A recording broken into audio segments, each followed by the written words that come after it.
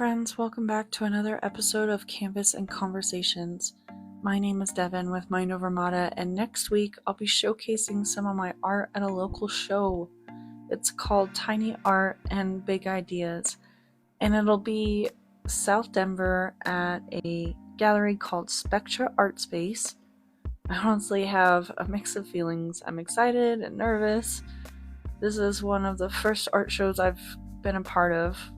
So it's definitely a milestone moment for me and something I've dreamed about for a while.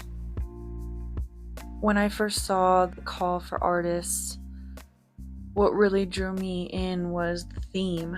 The challenge is to create what you love, to make art that makes you happy, while staying within this tiny 6x6x6 inch size limit.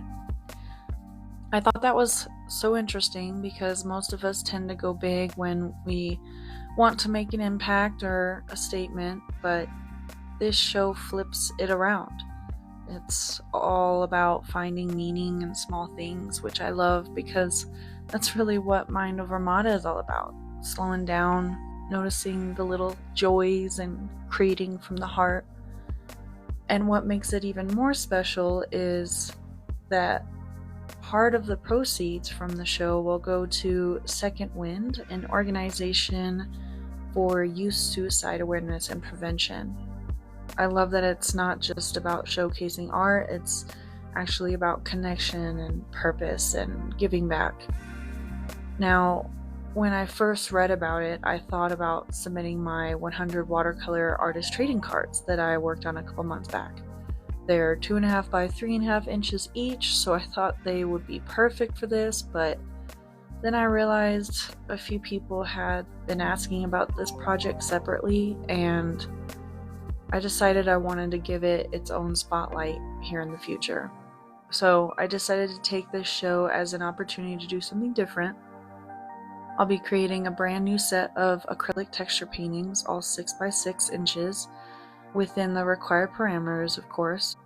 I do have 2 older pieces that fit the theme and size that I'll include, but the rest will be freshly made just for this event.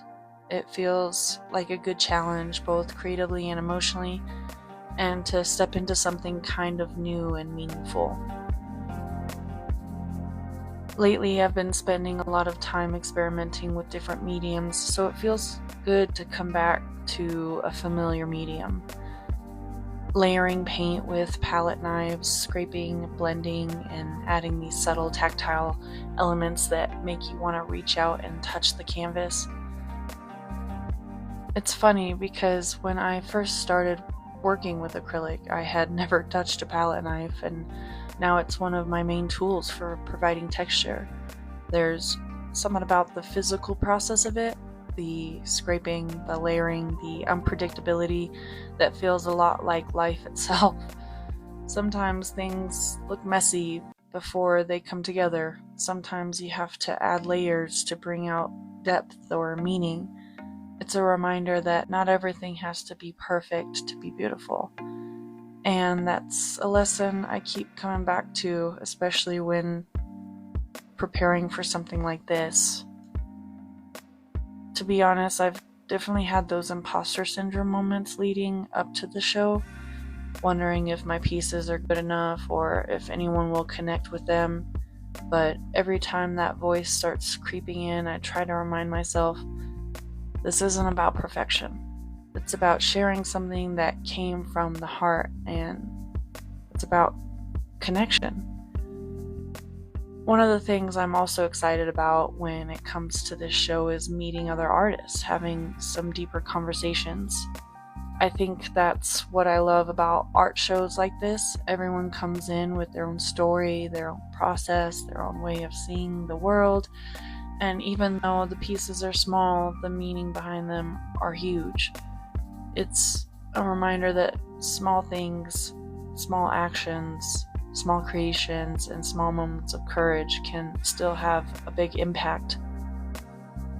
Now, I mentioned earlier about my 100 watercolor artist trading cards.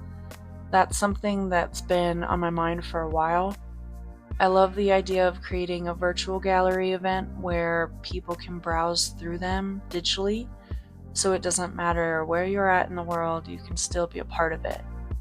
Maybe with a short description or a thought behind each piece. It feels like a beautiful way to share something that was originally just a challenge I gave myself to practice watercolor, but turned into a way to connect with other people. Of course, before that happens, I want to get proper card cases for each one, not only to protect them, but to make them feel a little more official. I think part of me also just wants them to be preserved and appreciated as if they were baseball cards or game cards or a collector's item. Honestly, I think it would be super cool to see someone come up to me and have it signed years later, because it's become a true one-of-a-kind piece. I think that, I don't know, that would feel just so good to me.